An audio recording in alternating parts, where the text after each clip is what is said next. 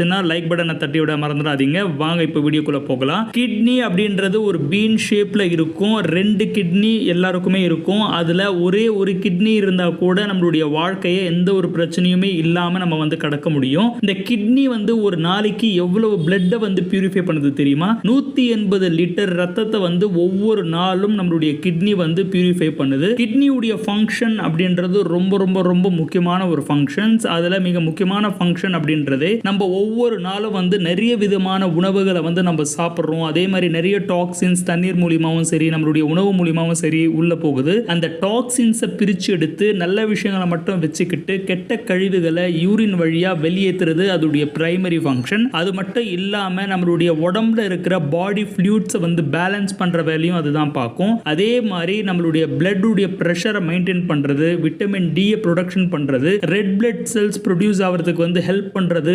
இவ்வளவு ஃபங்க்ஷன்ஸ் நம்மளுடைய சிறுநீரகம் செய்யறதுனால நம்மளுடைய உடம்புல சிறுநீரகத்துடைய பங்கு அப்படின்றது ரொம்ப ரொம்ப முக்கியமானது. அதை நம்ம பேணி பாதுகாக்கிறது நம்மளுடைய தலையாய கடமையா இருக்கு. அப்படி இல்லாம நம்ம தண்ணீரை ரொம்ப அளவுக்கு கம்மியா குடிக்கிறது, அது மட்டும் இல்லாம ஸ்மோக் பண்றது, ட்ரிங்க்ஸ் பண்றது, தேவையில்லாத ஜங்க்ஸ் ஐட்டம்ஸ் எல்லாம் சாப்பிட்றது போன்ற விஷயங்கள் பண்ணும்போது நம்மளுடைய கிட்னி பாதிக்கப்படும். கிட்னி பாதிக்கப்படும் போது இந்த ஃபங்க்ஷன்ஸ் நான் மேல சொன்ன ஃபங்க்ஷன்ஸ் எல்லாம் தடைப்படும். அப்படி தடை பண்ணும்போது என்ன ஆகும்? நம்ம உடம்புல அளவுக்கு அதிகமான கழிவு சேர்ந்துரும். அந்த கழிவை வெளியேற்ற முடியாம நம்மளுடைய உடம்புலயே தேங்கி இருக்கிறதுனால பல வகையான வியாதிகளுக்கு அது உட்படுத்திடும். கிட்னி ஃபெயிலியர், அது மட்டும் இல்லாம கிட்னி ஸ்டோன் ஃபார்ம் ஆகுறது, கிட்னி